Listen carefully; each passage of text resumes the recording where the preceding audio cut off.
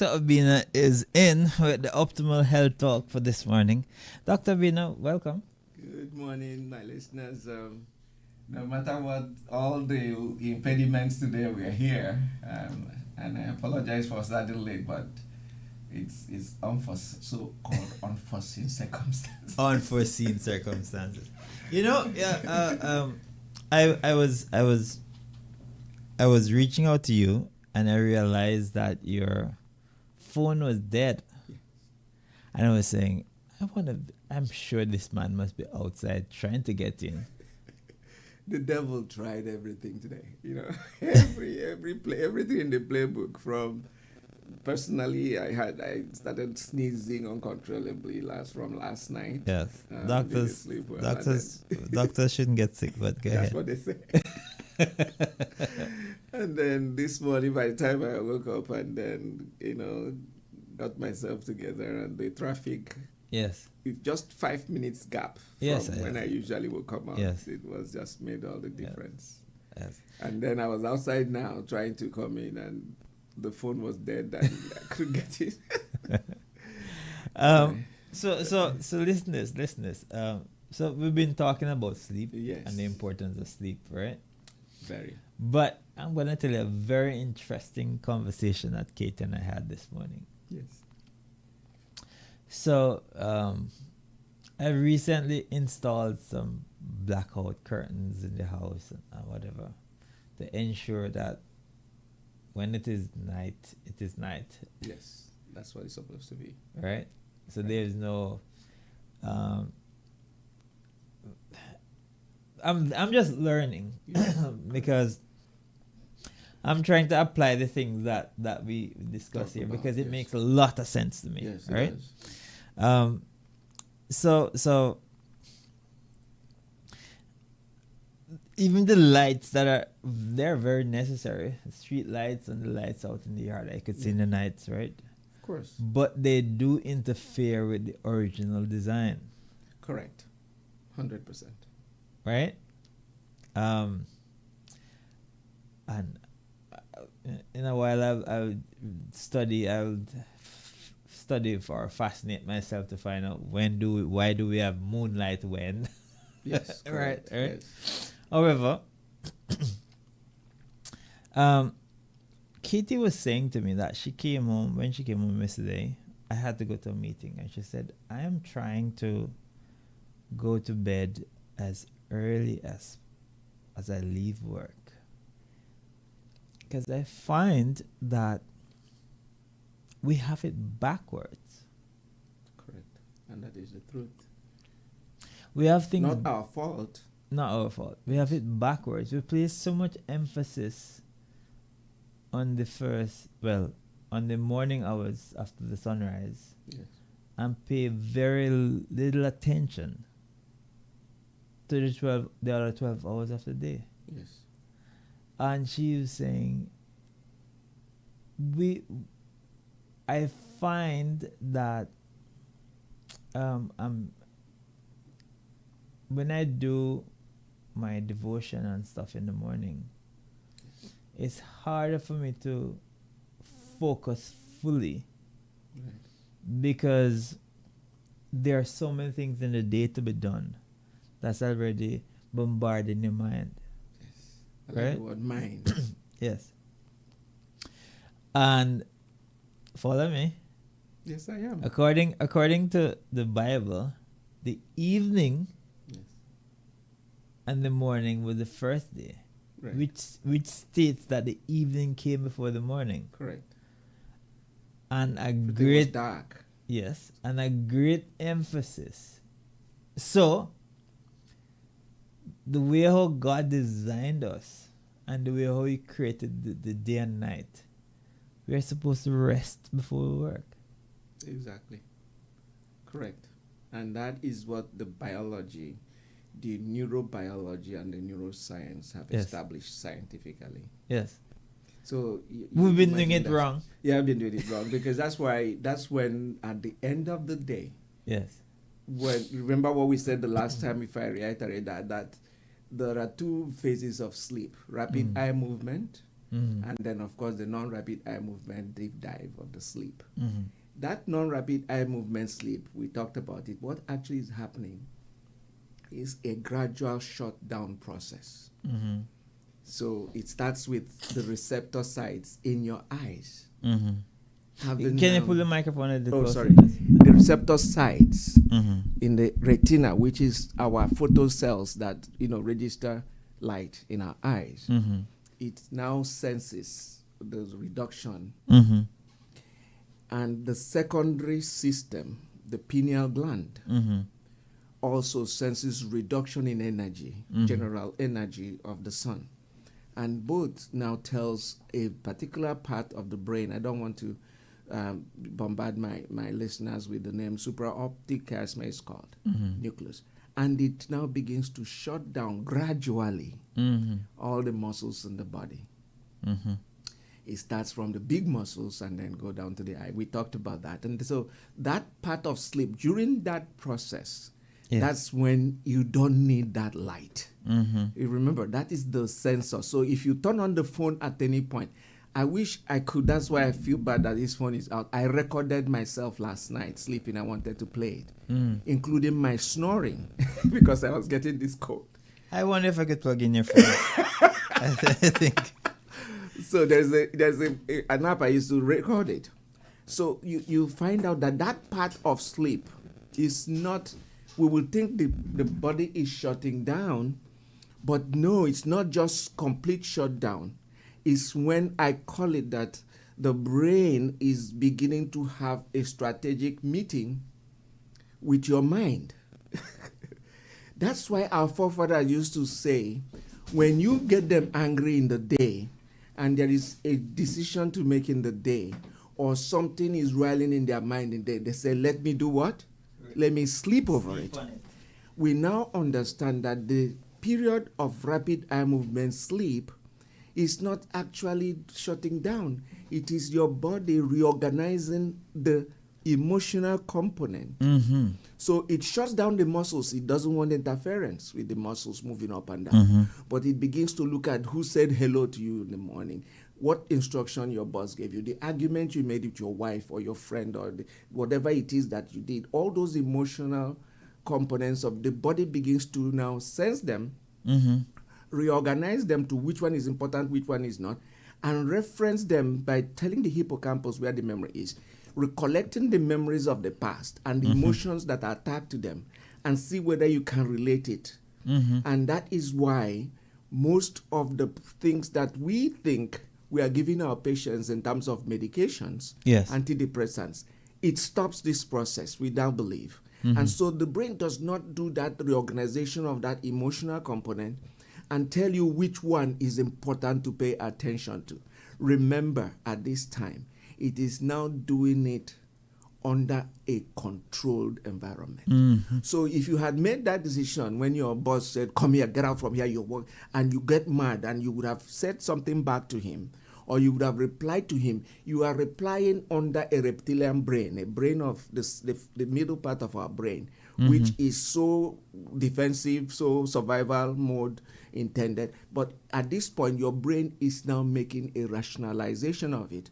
And tomorrow morning, you can now walk to your boss and say, do you know that thing you told me yesterday? Most times, after that filter we've just talked about, Yes. looking at it rationally, looking at it, comparing it to your emotions, what you were taught in church, what the pastor said in church on Sunday, what they told you at school, what you learned from your friends. When you put all that memory and they tag the emotion together, you're able to make a rational decision. That's what happens during rapid eye movement sleep.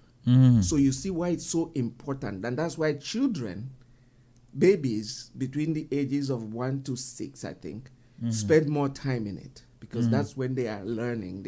The body is filtering what is what and filing it. And so that's the key about the importance of that part of the sleep part. So from the preparation to the rapid eye movement sleep. So we have been missing out a lot. Yes. And that's when we turn on the phone and begin to see gossips and things on Iran, happening in Iran, and happening in, it came, we just keep feeding it with the same thing we had wanted to reorganize. Yes. Wow. So it is wow. important. You did mention, Yes. I saw in your notes that there are 10 important things that you want to tell us. Yes. I just ticked one. That's That's preparation preparation. and non-rapid eye movement sleep, which is the Yes. first part of sleep, is important. And that's why, like you just mentioned, why the difference with it and then in that morning part is that at that time you want to shut down the subconscious. The subconscious part of our brain is the brain that we can't control. It's the part of our brain we can't control. Whenever it comes on to topics like these that have to do with the sun, Yes. night and day and all that stuff, Yes. what do you suggest for people in Norway Yes. Oh, they do. They have, if they most who of them have understand. 6 months of night? 6 months of they have learned that they have adapted. Yes. Do you know they have?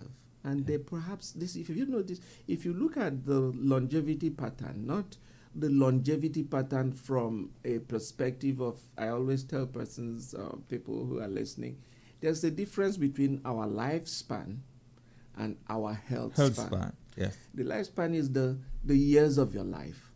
But the health span is the life in those years. Yes. And so if you look at there, they have one of the highest, outside of the blue zones in the Western world. They have. Do you know why? They have adapted to the pattern, knowing exactly. Looking at them, if you see them, they are traditional. No matter even in their big cities, they have a culture, which is why they hate people coming from outside to mess them up. They have a culture that streams all the way from their local, rural, cultural environment. So they know exactly when that sun comes, they know exactly how to make best use of it.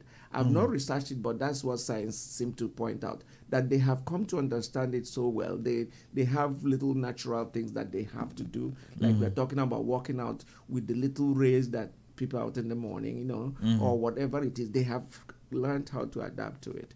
So you're right. Even in other places, not just Finland, up Canada, UK, where they have all these very dark times of the year, they have learned how to adapt to them, those who understand it. And that is why it's important what neuroscience is beginning to expose regarding that pattern. It won Nobel Prize. Let me mention again. In 2017, the Nobel Prize of Medicine and Physiology went to the science that exposed all of this, the circadian rhythm. You don't hear it on me. That is true. When I was growing up in the country, in Jamaica, well, I saw the total opposite here. Yes. Chickens. Right. Aha. Chickens, as soon as it became sunset, as soon as the dust came down, Yes. they would climb up in the trees and they would go to sleep. They don't do it here in Cayman, is it? And in the morning they wake you up, And remember? In the morning they wake me up. The They wake rooster. you up, the roosters. The rooster wakes me will up. call. Yeah, right? Early in the morning he They will call wake me up. on you. Yeah. Right? That's correct. The chickens here in Cayman don't do that. Eat, maybe. I'm not sure. They walk all night. They've lost the same thing. Everything is changing, of course. Right, The same thing that is happening to. I mean, well, it might only be in Cayman, but I'm telling you, where I grew up, Yes. chickens still go to bed when it comes on to dust hour. New Kingston chickens. Well, I grew up in St. Mary. Yes, you understand. You understand what I mean? But I can tell you I was playing domino sometimes, because sometimes I play domino late in the nights, right? Yes. And this was probably about midnight, Yes. and there was a chicken busy. See you moving around, looking for food. They are looking for food. Guys. But I've noticed the pattern of many animals that it seemed to be in sync with nature.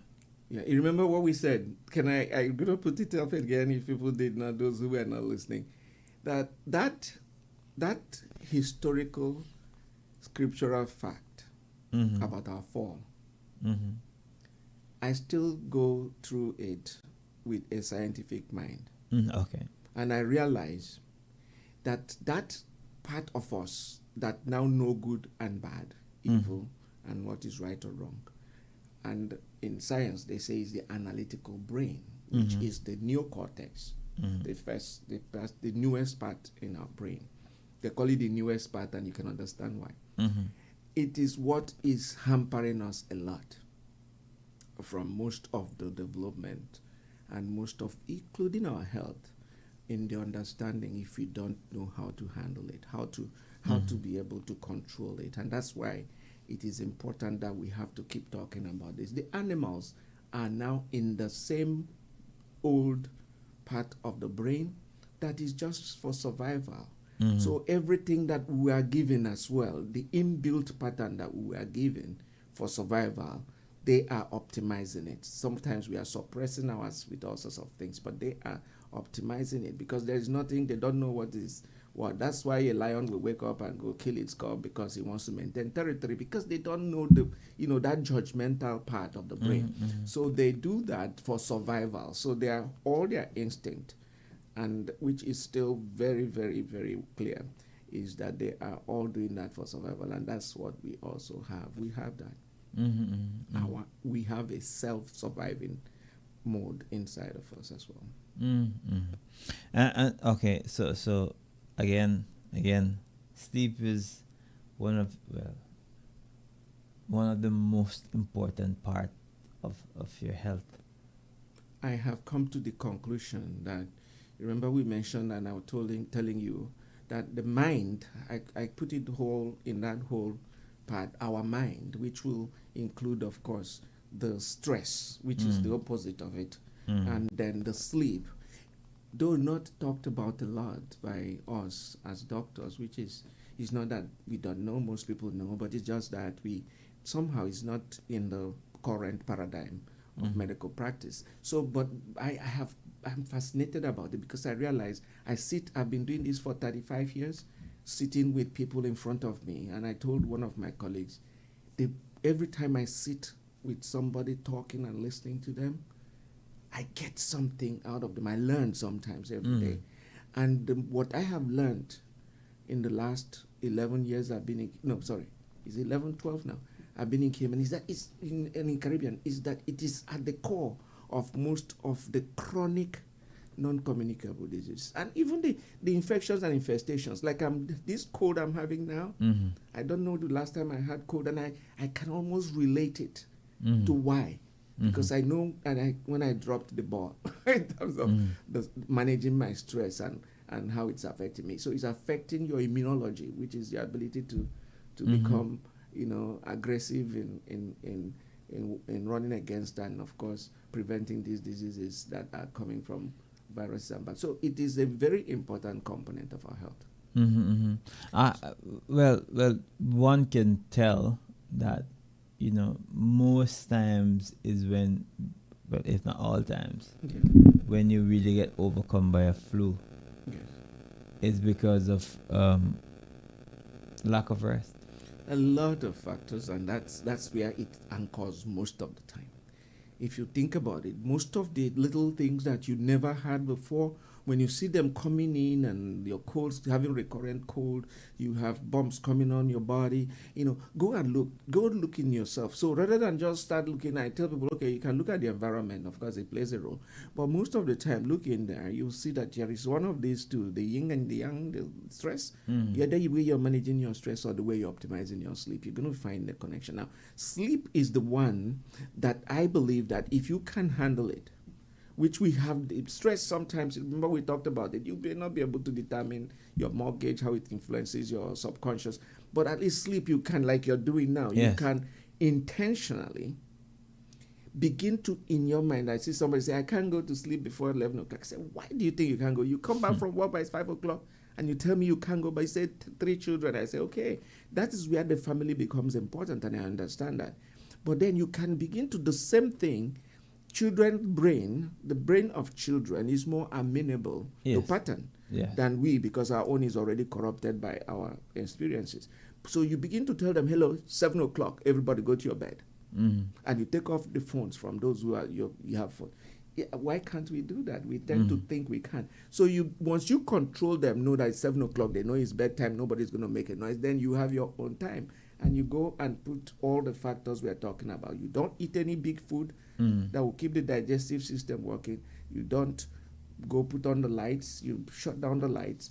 Then you make your brain realize that, hello, it is 9:30, 10. Yes, yes.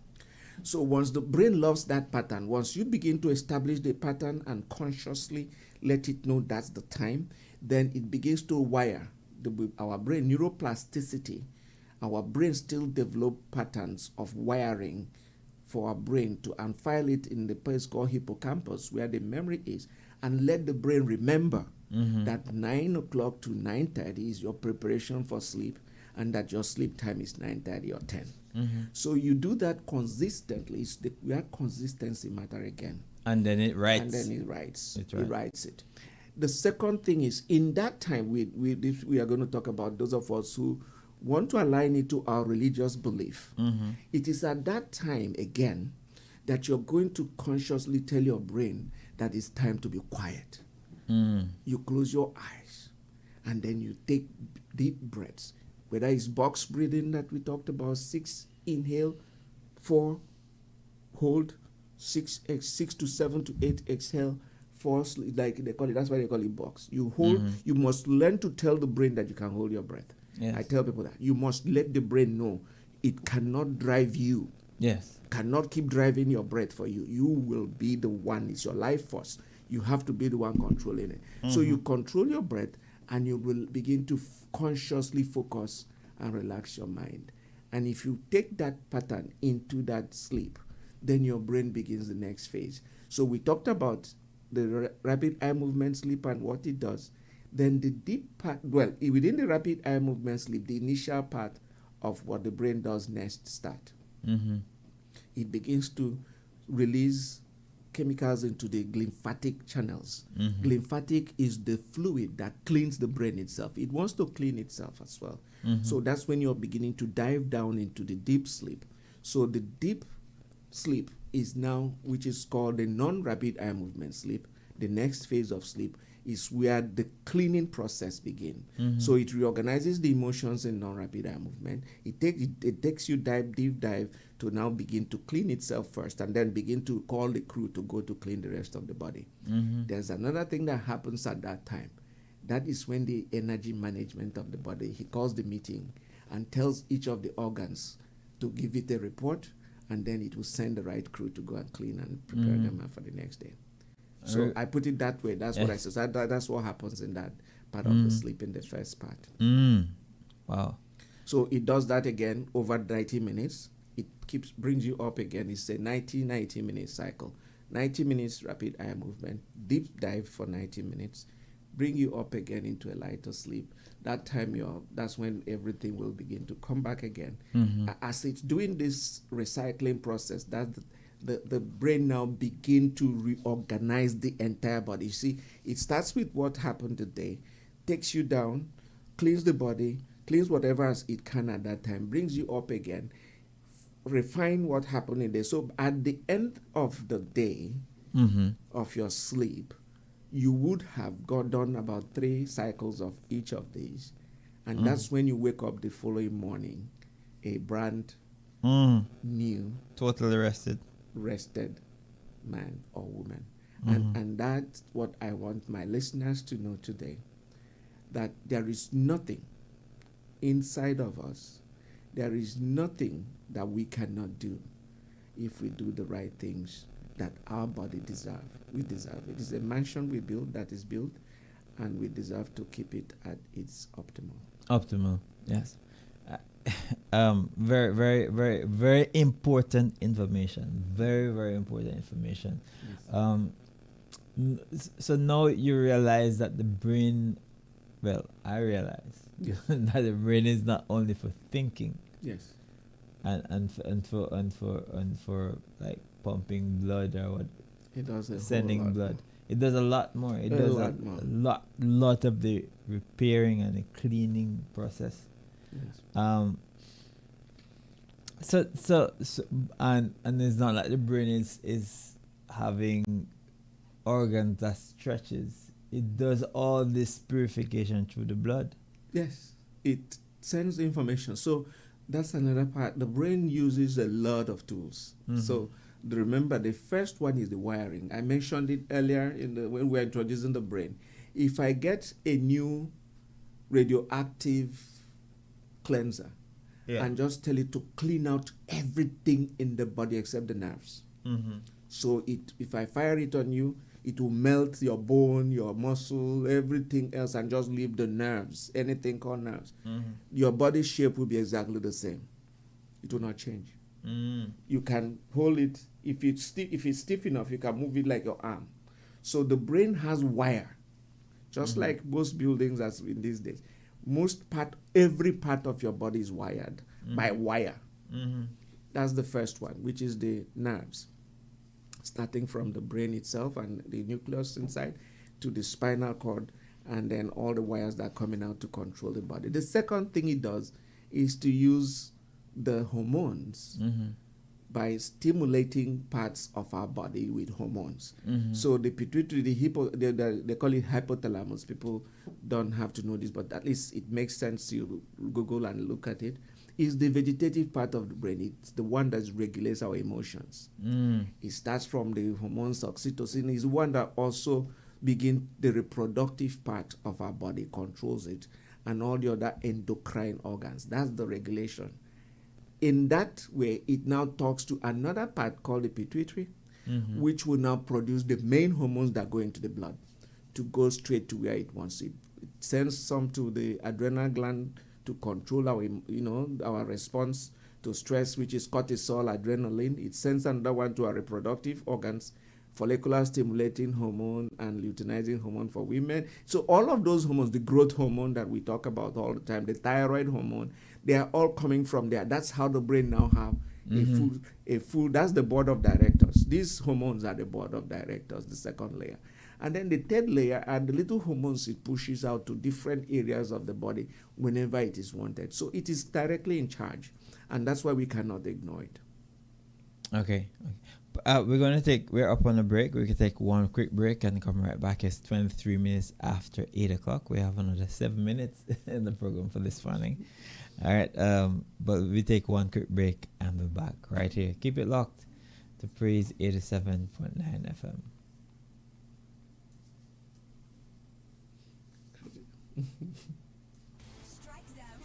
Fun. Grand Cayman's only laser tag arena invites everyone to an unforgettable experience where the entire family can enjoy alcohol-free, fun-filled time. Let Strike Zone House of Fun host your next birthday party, corporate event, fundraiser, church, school, and social events. We are located in Cannon Place, North Sound Road, units 224 to 227. Join our global membership program, create your own game ID, and earn bonus points as we get ready for league and challenges. For more information, visit our website, StrikeZoneLasertag.com.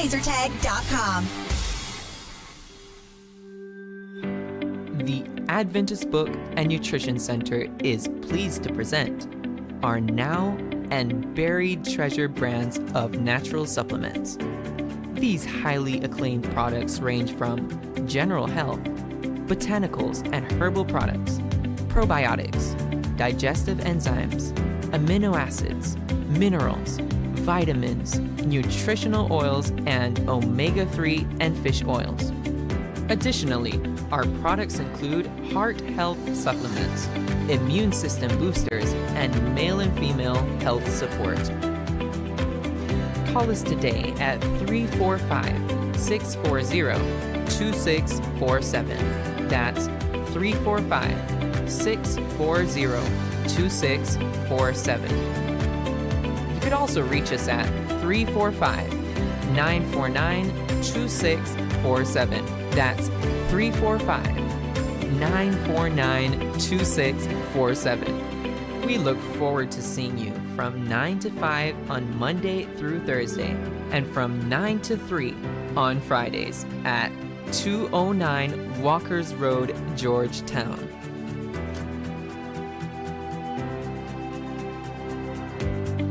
Embarrassing. All right. Welcome back. Welcome back. I think Dr. Bina is laughing at his phone now because You wanna play? yeah. Please. Yeah. So Dr. Bina now is gonna play something from his sleep. You're gonna play from your sleep? Yes, I was just going to give them an idea Yes. of what is happening in our sleep that we may not know. Yeah. Some of us know that we snore, Yes. and some do not know. And for me, my snoring has always been very, very, we call it occasional, because Okay. I know when I have cold or, when I'm stressed, and that's Yes. why I said that's how I realized this cold I'm having is Yes. related to. So this is what happened, and the app is telling me that it happened for about 47 minutes intermittently, occasionally, of the entire sleep. So So you snored. there's one point I snored for 5 minutes. Yes. And then another one, he said it was the longest streak, 13 minutes. So he went on to tell me how many, in 13 minutes interval, Yes. But this is the classic snore, if you want me. Yes. Want to make sure? So this is a classic snore of the ones that it recorded to let me know.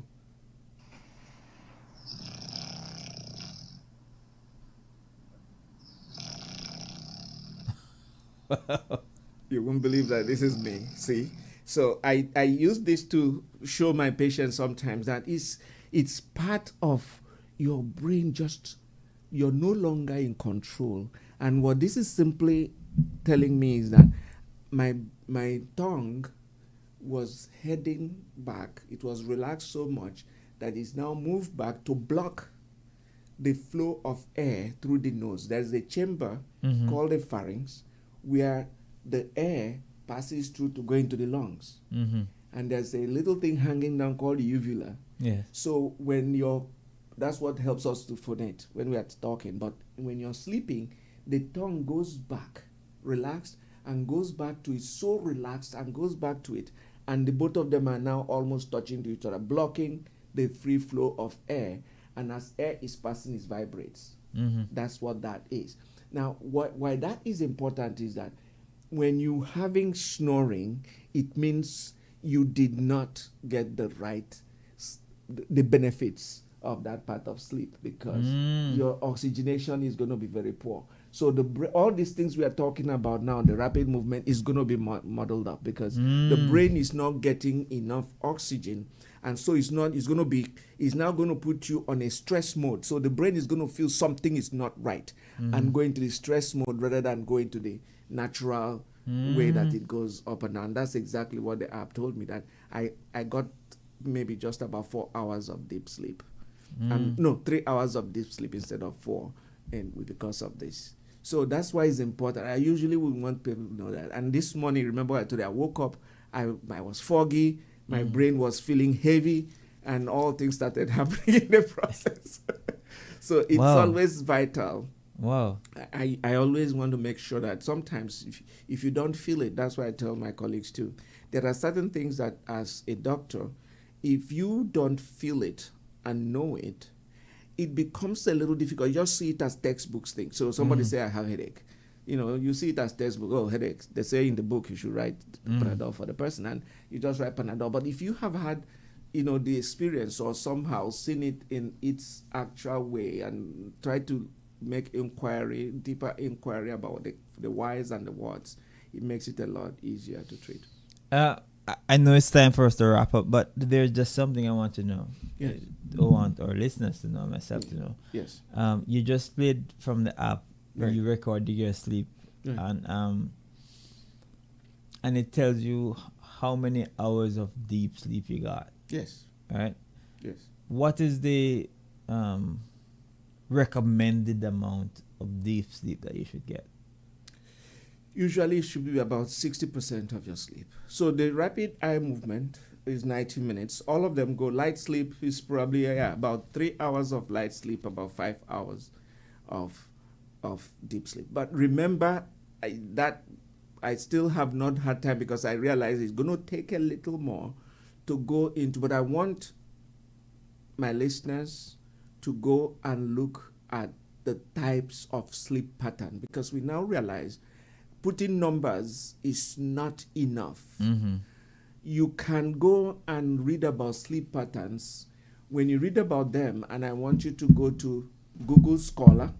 It's always important when you're Googling to go to Google Scholar, and then you learn about sleep types. You can type yourself like blood group A, B, and C. We have them as wolf, dolphin, lion, and something else. There are about 4 types. So you know your own architecture, your own type of sleep. The number of hours don't differ, but it's just when to go and when to come out. But overall, it is thought that you must be at least 4 to 5 hours in deep sleep to get the right benefit. And as we wrap up, there are persons that I know, yes, that the moment their head hit the bed and their eyes are closed, they start snoring. They are going, okay. Snoring, okay. And I'm talking about not very attractive snoring like yours. Yeah. That. I'm talking about something where you're in the other room and it disturbs you badly. That is a sleep abnormality. So those are the people that, those who goes and specialize in sleep. That's why those ones went to school.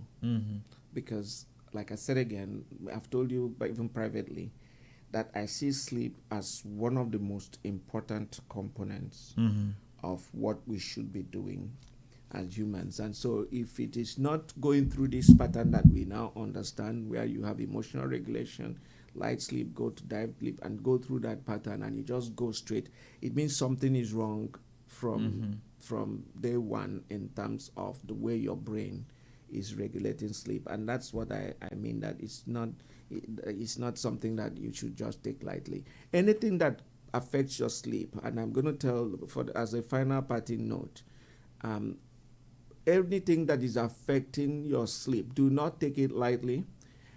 Seek help. If you go to your doctor and tell them that you listen to a doctor on radio and the doctor mentioned these things, that's why I always believe that knowledge is the beginning of healing. That's what we're trying to impact. With this knowledge, just based on these fundamentals, go to your doctor and say, the doctor, you're having this problem with sleep and it's been happening over a period of time that you think is something that need. If they are dismissive, like I said again, if the person doesn't understand it, it may not be easy, or if they are busy to go dive deep into it, say to them, okay, there are sleep specialists now. I think we have a sleep department, and there are sleep specialists, and there are very good. Honestly, for the first time I tell people, technology have taken us to places, especially in a little bit emotional and mental health, that I never believed we should. So if you don't, do your own due diligence and go online and look for things. When you see what is right related to what we are talking about on radio, you'll be able to know that you are in the right place. And you kind of have an idea what are the things you can do about it. We've already given the generic and the most important part of the advice, meaning make it regular. Create a pattern, and make sure you remove lights, all the sources of lights. It messes up the way the circadian rhythm is from the time you go. Do not take alcohol. Alcohol muddles up the rapid eye movement sleep. The same thing with caffeine. Caffeine before sleep is anytime 3 to 4 hours before sleep. So your last coffee should be somewhere about 3 o'clock, because after that it's going to mess up some of this pattern we are describing. Then food also do the same thing. Any heavy food, especially with non-refined or ultra-processed carbohydrates, it puts your body under tension. And then you take off the lights and you establish a pattern. During sleep, try to bring down the temperature of your room. So that's another important value. Our body, the brain needs that core temperature to be at least 1 degree lower than the core temperature, the body's natural core temperature, to activate. And then you make sure you don't have anything that is going to wake you up, TV. And then the alarms, for those who have to work, that's one of the things that we cannot stop. who have a pattern of sleep, just so you try to get it into the 8-hour zone. If it's that you have to wake up by 5 to go to work, then you try and make initiation of sleep about 8 hours before that. So all of these are things we want people to intentionally do. Mm-hmm. And when you're winding down, bring the body under your subjugation, subdue the subconscious with they call it meditation, but I hate to use the word meditation. I tend to call it mindful breathing. So it's mindfulness, I call it mostly. Because meditation in the early phase, even me as a doctor, looked at it as some ritualistic thing. It's not, but I don't want people to kind of be carried away by that. It is actually mindful breathing. Yeah. Choose one that resonates with you. Mm-hmm. Calm the body down, and so that you go into sleep. And for Christians, I was going to mention earlier, that is also the time to, in that quietude, begin to establish your relationships with the person who brought you here. That's why breathing is so important, because it is the life force. The very first thing we were told it did was to give us that. And so when you bring the body into that connection, you are connecting and you begin to express yourself to him. That is prayer. And so you do that as you go in. And so it doesn't have to be the violent standing up and moving around prayer. Just a quiet discussion, a quiet exchange between you and the Creator. And then you go into that sleep. When you do it consistently, the brain is going to learn. And it's going to begin to obey you. Rather than have to take tablets all the time. I not that I don't believe in tablet. There are times it is important, but I always say as much as we can. Prevention. As much as we can, we start with prevention, and as much as we can, when we have to, the doctors have to give you those medications and you take them. Begin to tell yourself it's just for a short while, so that you establish a reason why you must take off yourself from them. Thank you so much for coming in, Dr. Obinna. Sorry for the mishap with your phone and it was everything started from yesterday. But I told whatever it is. See, I've not sneezed since I came in here.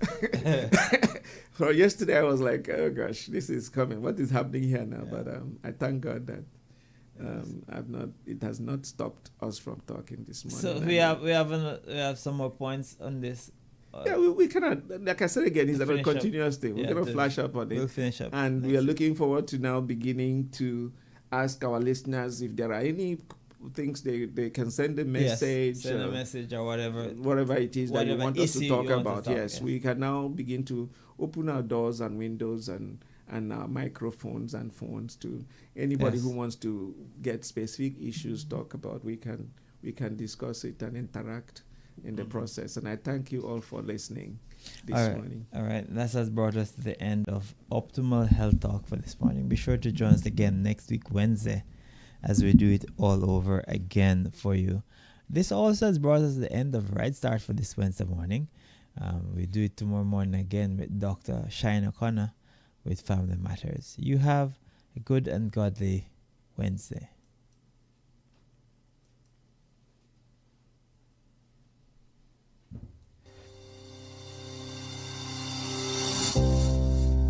Life is full of challenges, but you don't have to face them alone. At the Institute for Essential Care, we're here to support, guide, and empower you and your family through every stage of life. The Institute for Essential Care. Call us today at 1